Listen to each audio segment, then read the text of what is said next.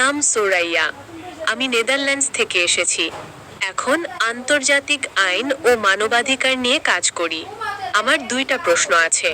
প্রথম প্রশ্ন হলো, যে কেউ মুসলিম ও ক্যাথলিক পরিবারে বড় হয়েছে এবং নিজের ধর্মীয় পরিচয় নিয়ে বিভ্রান্ত, তাকে আপনি কি পরামর্শ দেবেন? বোন, দয়া করে আপনার নামটা আবার বলবেন, আমি স্পষ্ট শুনতে পাইনি। আমার নাম সোরাইয়া। সুরাইয়া। হ্যাঁ। তাহলে আপনি মুসলিম? আমার বাবার দিক থেকে হ্যাঁ। বোনটি খুব ভালো প্রশ্ন করেছেন। তিনি নেদারল্যান্ডস থেকে এসেছেন এবং বর্তমানে আন্তর্জাতিক আইন ও মানবাধিকার নিয়ে কাজ করছেন। তার দুটি প্রশ্ন ছিল। প্রথম প্রশ্নটি হলো, যদি কেউ মুসলিম ও ক্যাথলিক পরিবারে বড় হয় এবং নিজের ধর্মীয় পরিচয় নিয়ে বিভ্রান্ত থাকে, তাকে আমি কি পরামর্শ দিতে পারি? তাহলে আপনার বাবা মুসলিম ছিলেন? হ্যাঁ। আর আপনার মা খ্রিস্টান ছিলেন? হ্যাঁ, ক্যাথলিক। ক্যাথলিক। তাহলে আপনি আপনার ধর্মীয় পরিচয় নিয়ে কিছুটা বিভ্রান্ত, তাই না? আপনি জানতে চান কি করবেন? হ্যাঁ। আমি আপনাকে বলবো, আপনি ইসলাম আর খ্রিস্টান ধর্ম, দুটো ধর্মের মধ্যে তুলনামূলকভাবে পড়াশোনা করেন।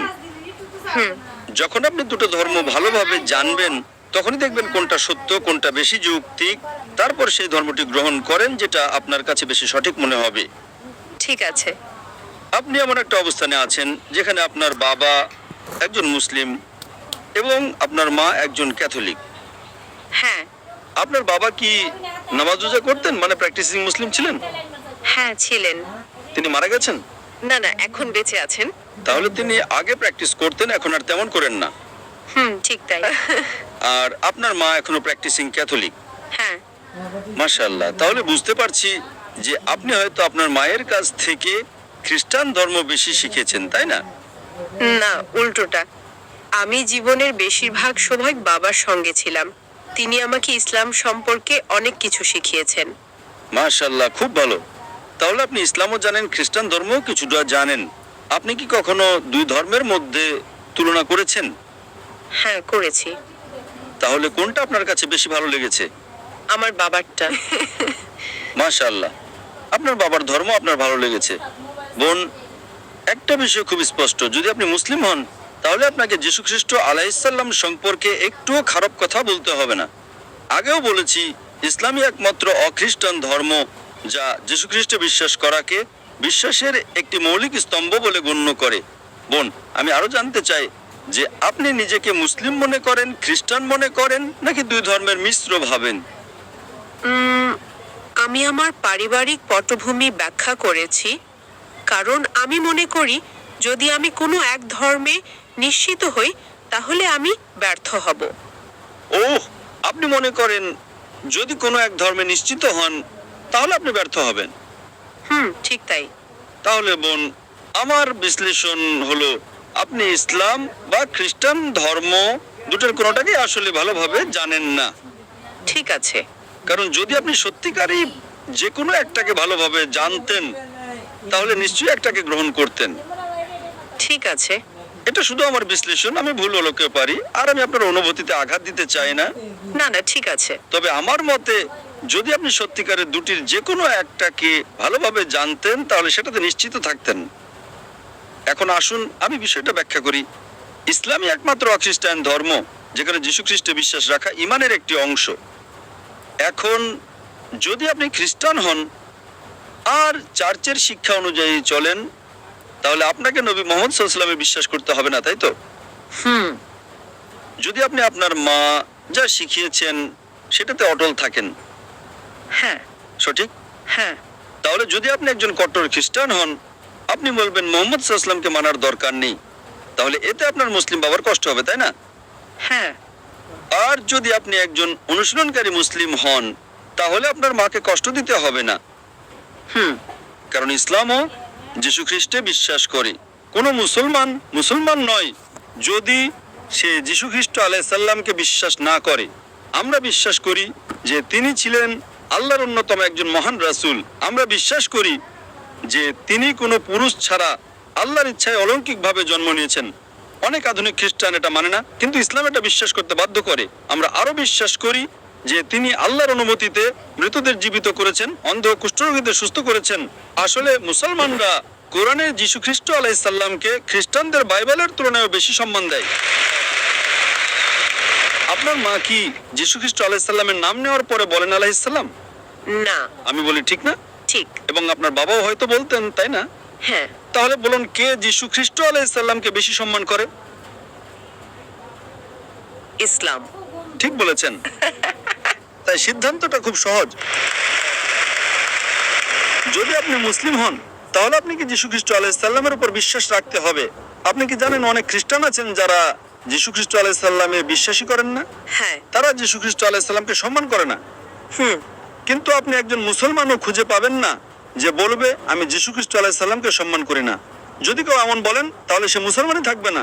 আপনি কি এটা জানেন? হ্যাঁ। ঠিক তাই, মুসলিম যীশু খ্রিস্ট আলাইহিসসালামকে অসম্মান করতে পারে না। তার নাম নেওয়ার পর আমাদের বলতে হয় আলাইহিসসালাম।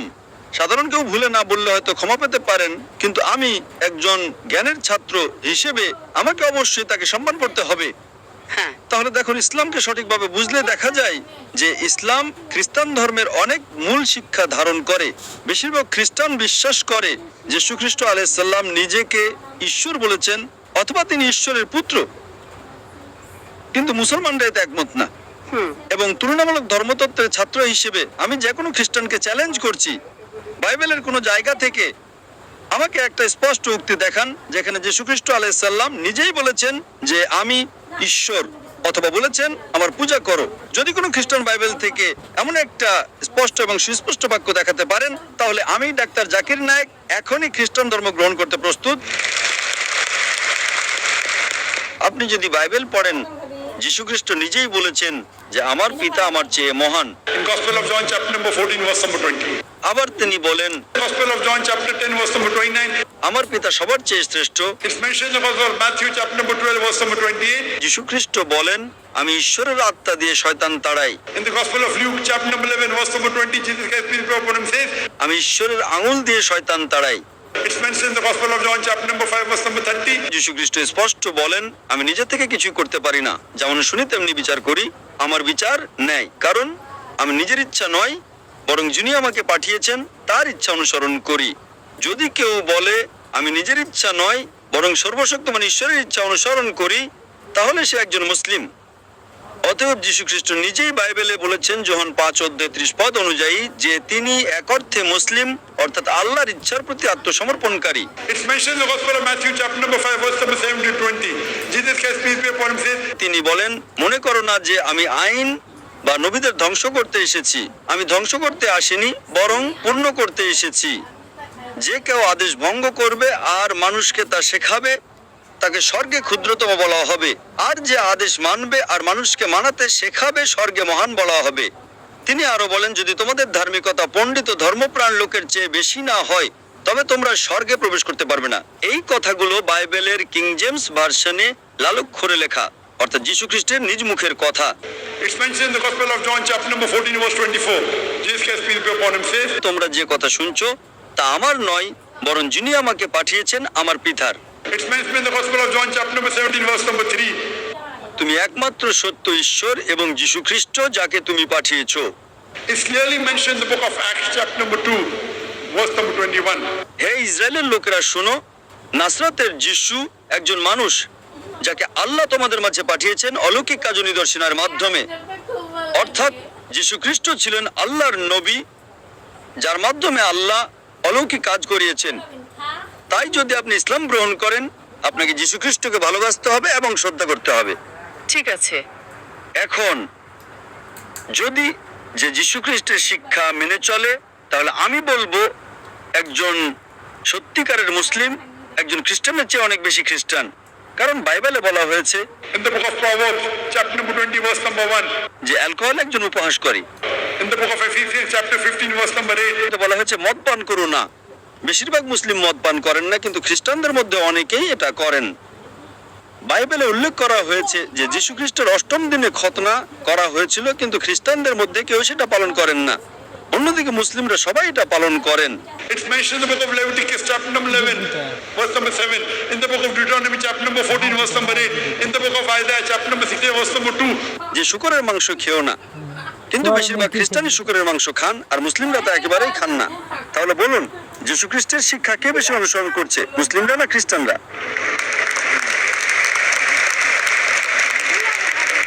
তাই যদি আপনি ইসলামের শিক্ষা অনুসরণ করেন তাহলে বাস্তবে আপনি যীশু খ্রিস্টের সত্যিকারের অনুসারী হচ্ছেন। আর হয়তো আপনার মা প্রথমে অসন্তুষ্ট হতে পারেন কারণ তিনি জানেন না। তখন আপনি বলতে পারেন, মা, আমি একজন ডাক্তার জাকির নায়েকের লেকচারে গেছিলাম, তিনি বললেন, মা, আপনি কি অ্যালকোহল পান করেন? বাইবেল বলে করো না। আপনি কি শূকরের মাংস খান? বাইবেল বলে খেও না। You know, it's mentioned in the book of Deuteronomy, chapter number 22, verse number 5. যে নারী যেন পুরুষের পোশাক না পরে, পুরুষ যেন নারীর পোশাক না পরে। It's mentioned in the 1 Timothy, chapter number 2, verse number 9. নারীদের উচিত শালীন পোশাকে সংযতভাবে নিজেদের সাজানো, সোনা গয়না বা বিলাসী পোশাকে নয়। আপনি কি মাদার মেরির ছবি দেখেছেন? হ্যাঁ, তার মাথা ঢাকা ছিল কিনা? হ্যাঁ। তো মাদার মেরি কি মুসলিমদের মতো নাকি আপনার মা মুসলিমদের মতো? মেরি। আপনি জানেন কোরআনে মারিয়াম নামে একটি সম্পূর্ণ অধ্যায় আছে এবং কোরআন মরিয়ামকে উল্লেখ করে। It's mentioned in Surah Imran, chapter 3, verse number 42. وَإِذْ قَالَ الْمَلَائِكَةُ يَا مَرْيَمُ إِنَّ اللَّهَ اصْطَفَاكِ وَطَهَّرَكِ وَاصْطَفَاكِ نِسَاءَ الْعَالَمِينَ।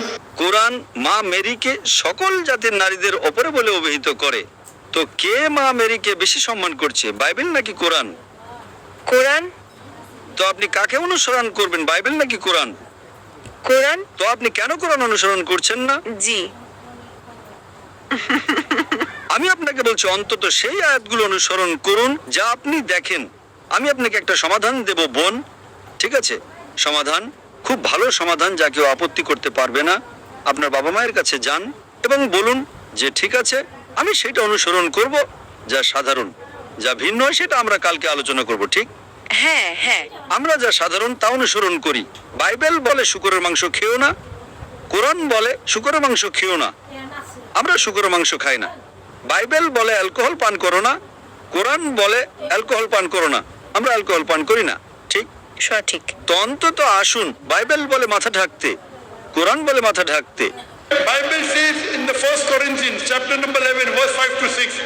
যে নারী মাথা না ঢেকে প্রার্থনা করে সে তার মাথাকে অসম্মান করে, তার মাথা মুড়িয়ে ফেলা উচিত। কোরআনে এমন কোনো আয়াত নেই। তো বাইবেল কোরআনের চেয়ে বেশি কঠোর, যা আপনাকে আপনার মাথা ঢাকতে হবে। এমনকি কোরআনেও বলে মাথা ঢাকতে। সূরা নূর অধ্যায় 24 শ্লোক 31-এ মুমিন নারীদের বলে তাদের দৃষ্টি অবনত রাখতে এবং তাদের শালীনতা রক্ষা করতে এবং তাদের মাথা ও বক্ষকে আবৃত করতে। তো বোন, আপনি কেন অন্তত দুটি অনুসরণ করছেন না? আপনার পালানোর কোনো সুযোগ নেই এখন, ঠিক? সঠিক। আপনাকে হিজাব করতে হবে। কখন থেকে? সময় হলে। আরে বাইবেল বলছে, কোরআন বলছে, আপনি বলছেন সময় হলে, নাকি আজ? হয়তো আপনাকে একটা কিনতে হবে। আপনি কিভাবে বলছেন সময় হলে? আমি আপনাকে রেফারেন্স দিচ্ছি। আজ থেকে আপনাকে আপনার মাথা রাখতে হবে। আপনাকে অ্যালকোহল পান করতে হবে না, আপনাকে শূকরের মাংস খেতে হবে না, আপনাকে নামাজ পড়তে হবে। আমি লেকচারে বলেছিলাম, ঠিক? আমি লেকচারে বলেছিলাম যে সিজদার ক্ষেত্রে It's mentioned in the Gospel of in the book of Genesis, chapter number 17, verse number 3. যে আব্রাহাম তার মুখের উপর উপুড় হয়ে ঈশ্বরের কাছে প্রার্থনা করলেন। It's mentioned in the book of Numbers, chapter number 20, verse number 6. যে মোশি এবং হারুন তারা মুখের উপর হয়ে গেল ঈশ্বরকে উপাসনা করতে। It's mentioned in the book of Joshua, chapter number 15, verse number 4. যে যোশুয়া তার মুখের উপর উপুড় হয়ে ঈশ্বরকে উপাসনা করলেন। It's mentioned in the Gospel of Matthew, chapter number 26, verse 39. যে যীশু খ্রিস্ট তার উপর শান্তি বর্ষিত হোক গেতসেমানির বাগানে 2-3 কদম এগিয়ে গেলেন, মুখের উপর উপুড় হলেন, উপাসনা করলেন। তো যীশু খ্রিস্ট যখন সিজদায় আছেন, বাইবেলে উল্লেখ আছে এমনকি নামাজের জন্য আপনাকে সিজদা করতে হবে, ঠিক না ভুল? সঠিক। কিন্তু খ্রিস্টানরা সাধারণত সিজদা করে না। তো আপনাকে অন্তত বাইবেল এবং কোরআনে যা সাধারণ তা অনুসরণ করতে হবে, যা ভিন্ন তা আমরা কালকে আলোচনা করতে পারি। আপনাকে আপনার বাবা মা দুজনকেই সন্তুষ্ট করতে হবে প্রথমে, এবং তারপর আপনি আল্লাহকে সন্তুষ্ট করেন। প্রথমটা হলো আল্লাহকে সন্তুষ্ট করা।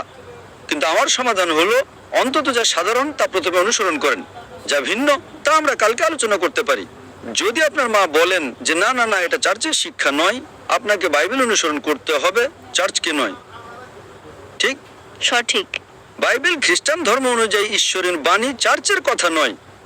সুতরাং আগে মিলের জায়গাগুলো মেনে চলি, পার্থক্যগুলো নিয়ে পরে কথা বলতে পারি। তো সাধারণ বিষয় হলো আপনাকে যীশু খ্রিস্টকে বিশ্বাস করতে হবে যে যীশু খ্রিস্ট তিনি নিজেকে কখনো ঈশ্বর বলেননি। আপনাকে বিশ্বাস করতে হবে না যে তিনি ঈশ্বর। তারপর আপনাকে জানতে হবে যীশু খ্রিস্ট তার উপর শান্তি বর্ষিত হোক। In the Gospel of John, chapter number 16, verse number 11 to 14. আমার তোমাদের বলার অনেক কিছু আছে, কিন্তু এখন তোমরা তা সহ্য করতে পারবে না। যখন সত্যের আত্মা আসবে তখন সে তোমাদের সব সত্যের পথে পরিচালিত করবে। তিনি হযরত মুহাম্মদ সাল্লাল্লাহু আলাইহি ওয়াসাল্লামের কথা বলছেন। যদি আপনার পড়শি সময় থাকে আমি মালাঙে একটা বক্তৃতা দেব হযরত মুহাম্মদ সাল্লাল্লাহু আলাইহি ওয়াসাল্লাম এবং বিভিন্ন ধর্মগ্রন্থে। তো যদি আপনি এটা অনুসরণ করেন, আপনাকে হযরত মুহাম্মদ সাল্লাল্লাহু আলাইহি ওয়াসাল্লামকে বিশ্বাস করতে হবে। আপনার কোনো পছন্দ নেই। তবে আশা করি ইনশাআল্লাহ বোন, খুব শীঘ্রই আপনি একজন প্র্যাকটিসিং মুসলিম হবেন এবং একজন প্র্যাকটিসিং খ্রিস্টান হবেন। কারণ যদি আপনি প্র্যাকটিসিং মুসলিম হন, তাহলে যদি আপনি কোরআন এবং নবীর শিক্ষা অনুসরণ করেন, তাহলে খ্রিস্টানদের চেয়ে ভালো প্র্যাকটিসিং মুসলিম হবেন। আশা করি প্রশ্নের উত্তরটা পেয়েছেন বোন। ঠিক আছে, আপনাকে অনেক ধন্যবাদ। যেহেতু আপনি বলেছেন যে আপনি একটা মিশ্র পট্টভূমি থেকে এসেছেন এবং এখন যেহেতু আমার সংক্ষিপ্ত উত্তর শুনেছেন, আপনি কি মনে করেন যে একজন ঈশ্বর আছেন? হ্যাঁ। আপনি কি বিশ্বাস করেন যে হযরত মুহাম্মদ সাল্লাল্লাহু আলাইহি ওয়াসাল্লাম আল্লাহর রাসূল? হ্যাঁ। যদি আপনি মিশ্র পট্টভূমি থেকে এসেছেন, তাহলে কি আপনি শাহাদা বলতে চান? না না না, কারণ আমার একটা অতিরিক্ত প্রশ্ন আছে, কিন্তু আমি খুব কৌতূহলী। আচ্ছা ঠিক আছে, আপনি পরে প্রশ্নটা করতে পারেন বোন, আমি এখানে আছি। প্রথমে আমরা অমুসলিমদের প্রশ্ন শেষ করব। আপনি যতগুলো প্রশ্ন চান জিজ্ঞাসা করতে পারেন, যতক্ষণ না কোনো অন্য অমুসলিম না থাকে। আপনি জিজ্ঞেস করতে পারেন বোন, কোনো সমস্যা নেই। ঠিক আছে, তাহলে আমার দ্বিতীয় প্রশ্ন হলো, সেই প্রশ্নগুলো করেন যে আপনাকে শাহাদা বলতে উৎসাহিত করবে। ইসলামী যদি একজন মুসলিম মানবাধিকার কর্মী হয়ে মানবাধিকারের জন্য লড়াই করার সময় এমন সম্প্রদায়ের পক্ষে ওকালতি করে যাদের কিছু বিশ্বাস বা কাজ ইসলাম মতে ভুল, যা ইসলামে হারাম, তো সে কি তাদের জন্য লড়তে পারবে? বোন, খুব ভালো একটি প্রশ্ন করেছেন যে যদি কেউ মানবাধিকারের জন্য লড়াই করে এবং মানবাধিকারের জন্য লড়াই করার সময় সে অমুসলিমদের অধিকারের জন্য লড়াই করে এবং অমুসলিমদের অধিকারের জন্য যা ইসলামে হারাম, তো সে কি তার জন্য লড়তে পারবে? খুব ভালো প্রশ্ন। প্রথমত, ইসলামে এমন কিছুই হারাম নেই যা অন্য কোনো মানুষের জন্য ভালো। ইসলামে যা কিছু হারাম তা মানুষের জন্য ভালো নয়। এটা একটা ভুল ধারণা হতে পারে বোন, যে আপনি মানবাধিকারের জন্য লড়াই করছেন। উদাহরণস্বরূপ একজন ব্যক্তি অ্যালকোহল পান করতে চাই, ঠিক আছে। আমি অ্যালকোহল পান করতে চাই, আপনি পান করতে চান, ঠিক আছে, মানবাধিকার, তাদের অ্যালকোহল পান করতে দিন। না, তাদের অ্যালকোহল পান করতে দেবেন না। আমি একজন মেডিকেল ডাক্তার, যদি সে অ্যালকোহল পান করতে থাকে সে মারা যাবে, সঠিক। সুতরাং এটি একটা ভুল ধারণা। ইসলাম যা কিছু হারাম বলেছে তা আসলে মানুষের জন্য খারাপ। আপনি হয়তো যৌক্তিক কারণ জানেন না, আপনি হয়তো বৈজ্ঞানিক কারণ জানেন না, আপনার হয়তো মেডিকেল পটভূমি নেই, তাই না?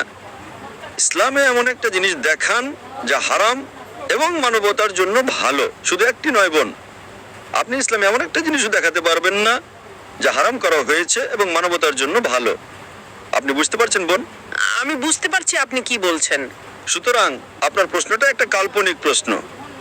হ্যাঁ, আপনি কি বলতে পারেন যে যদি একজন ব্যক্তি খ্রিস্টান হয়, সে যীশু খ্রিস্টের উপাসনা করছে, আমি কি গিয়ে তাকে সাহায্য করতে পারি? যদি সে দরিদ্র হয়, আপনি কি দান করতে পারেন? অবশ্যই আপনি পারেন। ইসলাম কখনো অমুসলিমদের সাহায্য করতে নিষেধ করে না। আপনি দান করতে পারেন, কেন নয়? আপনি তাকে সাহায্য করতে পারেন, কিন্তু ভুল জিনিসগুলো তো তাদের সমর্থন করতে পারবেন না। যদি সে খাবারের জন্য টাকা চায়, আপনি দিতে পারেন, কিন্তু আপনি তাদের মাদক কেনার জন্য টাকা দিতে পারবেন না।